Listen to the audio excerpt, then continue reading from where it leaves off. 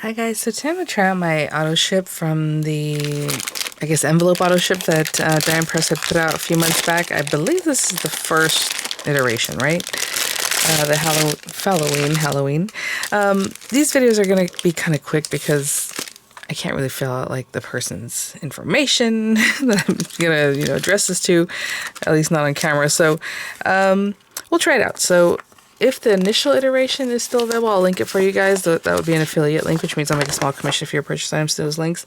I know with HSN, they brought back a lot of auto ship items that Diane Press had, but I don't believe this one's there yet. This one just arrived and I haven't seen it there. So should we pick an orange? Orange is always real typical. I mean, we can do all these other ones. I would say these guys, I don't know, as far as decorating them, you can still probably see the lines. Maybe you want to stamp with like some white pigment powder or something like that. White pigment ink, and then you can top it off with a little clear embossing powder or just use white embossing powder. This one did have a different vanishing ink pen than before. Of course, you have your acrylic marker. The image looks like the one from before, I think, but it is different this time around. So we just try it out.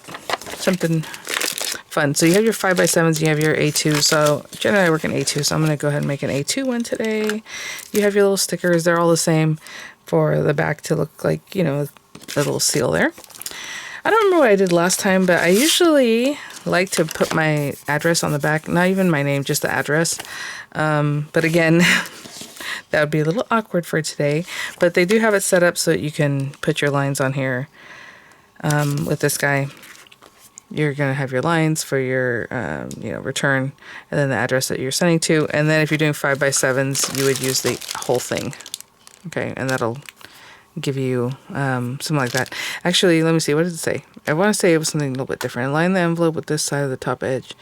I trace along the center lines for the return address lines. Position the envelope at the top left corner of this line and lightly trace the short lines. Okay, align the envelope with this side of the top edge. Yes. Okay. I was gonna say, is it this one like this? I think that's what they're... That's right. Okay. I think that's what they want you to do. Like, put it up here into your line so that way it's in the top corner. I couldn't remember exactly right now. Sorry, guys. And then this one, I suppose you can still leave it there, but maybe they're saying to go ahead and line it up with this one. Does that make sense? Okay, so do whatever you like. To me, this doesn't look weird. It is a little claustrophobic, so yeah, they must be talking about this. Even though they lined... I don't know, guys. Now I'm getting confused. There we go. Line the envelope with this line. I guess what they're showing you is some different things. Anyway, that's for the middle one. Okay. I don't know. We're just going to put it here for today. Maybe it's too early in the morning. For some reason, my brain's like, no, it's not registering that well. Okay. So this is the pen that you would use to write your information. And this is the one that disappears. So like I said, it's a little different than last time. This one has that friction mark end. So you can do your lines. And, if I'm doing my lines, if I use this like right here, the bottom one, I'm always going to go with the bottom one. If you do the top side, always do the top side. That way they're about the same.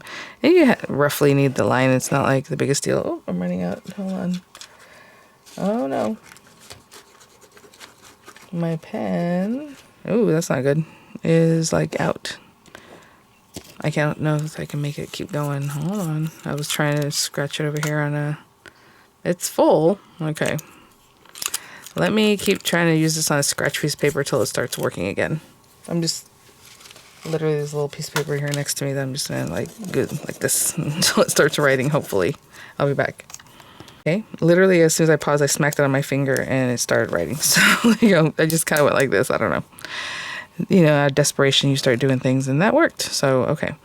And then maybe, see, that is right down towards the center, so that's interesting. Align the envelope with this line and either the right or left side of the same line, then lightly trace the lines. Okay. And this one, I'm not going to align it with anything, because there really isn't something to align it with here, so I'm just going to eyeball what seems to be center. And like I said, I usually just put my street number information. So maybe we need 3 lines, that way I can write it here and here. It's a little bit crooked, but again, I'm just using those for funsies. I guess I could write my P.O. box just to give you an idea. So you have the thinner line, which is really nice, and then a little thicker one. Which one should we use? Let's maybe use this one. And are we going to do some cursive like this? Oh my gosh, guys, is it 806? 807. I don't even remember right now. Let's say 806. And let's say it's San... Well, it is San Marcos. You guys, I have the worst handwriting sometimes. 920. Oh, that was supposed to be 0. See, 92069. Okay, let's pretend that you don't mess it up. Okay, I'm gonna let that dry for a bit before we really mess around with erasing those lines. And let's see. I'm trying to think what I should do with this. Well, most of my people are in Readly, so I'm just gonna go ahead and write the Readly part of it. This is very much in the center, and I don't know if that's on purpose, or like I said, I mean, there's no way you're supposed to like try to eyeball this. Maybe it's here. Maybe it's here. And no, I don't know. Okay. Sorry guys, this one's throwing me for a loop, but if it's supposed to be in the center, then there you go. Okay, then I would put whatever person I was sending that to. And let's try this little friction eraser thing. It actually has it on both sides of the cap and things. So it's friction. All you do, hopefully you can see that that's already erasing those lines. And that's much better than the sample I tried whenever I had first got this. When I did the unboxing, I was like, oh, some of it was still left behind. I am starting to erase a little, not erase, but like smear a little bit of the writing I did. So there are a little bit here and there. The other thing you can do is just hit it with a heat tool. So let me see if that makes any difference. I don't want to bother you guys. I'll be right back. Okay, that was a little better, but again, I think I smeared some of my ink. So let's try this side, which I'm just going to disappear these lines. There we go. I'll be right back. See how quickly it goes away. Okay, well, lines are disappeared. So that's nice. Okay, so you can do stamping. You can color some things. You can mix and match with the previous set. Since I am not... putting my return address right here, I'll just grab this guy. If you want to color these in, you can definitely do that. Should we just go with black? I am using that, and it's more fall related. If I thought about that, maybe I would have used a different pen. Let's see. I'm trying to think what I want to do. I'll be right back. Okay, let's use a little brown.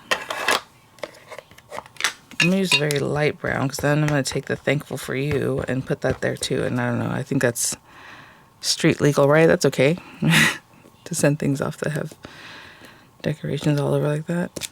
So, ooh, a little bit light. I did miss this corner. Sorry. Maybe I'll stamp another one down here. Could have done this first if you wanted.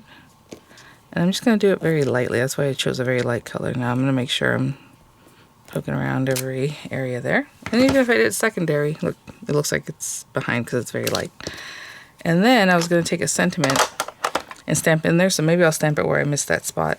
I wasn't, sure what I was going to do with it. I just saw this Thankful for You and I thought I would stamp it. So I can stamp it up in this corner.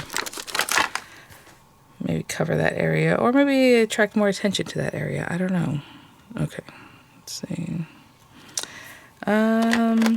With coffee, it's a really dark one.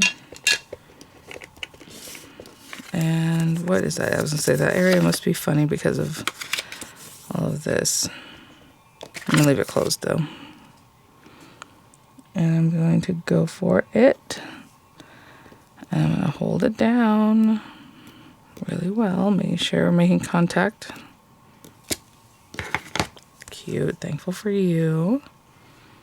You want to color these in, you can definitely do that. I will say the envelopes aren't like the thickest thing. I don't think it's going to accept a lot of water. It'll probably start curling a bit and stuff, warping, so maybe you don't want to do that. But maybe a quick little something, right? You can do. Let's see. Thankful for You. I love all the little icons on here, the little pumpkins and gourds and things. Okay, that's the front. It looks really pretty. Then you have your little stamp, and then of course, this your address will be up here. Trying to see if this little gourd is small enough to like fit in here or if it's too big. Let's see. Oh, little acorns, that's adorable. Okay, and we'll go with, again, a lighter kind of brown, maybe this one. And this is a full image, so I probably should use a stamp positioner, but I'm not gonna. So there we go. Just making sure this is inked up real well. And we'll pop it on this side, making sure it's making contact everywhere. Cute. Okay, and then how about this other side? And that's it, guys. Of course, as much or as little as you like. Like I said, the first set had a lot of like stamp images, so you can definitely bring some of those back. And stuff like that. Cute. So it's very fall now with like what the sunflowers and the little gourds and things. And then, I mean, you still have stencils on that stencil. I'm not sure why I can't make out what they're asking you to do. But that did make sense for the 5x7. Like if you line it up in this corner to get the lines over there. And maybe this one's just different from last time around, right? Because last time around, I'm pretty sure it was over to the side. So they're probably just giving you different ways of doing it, right?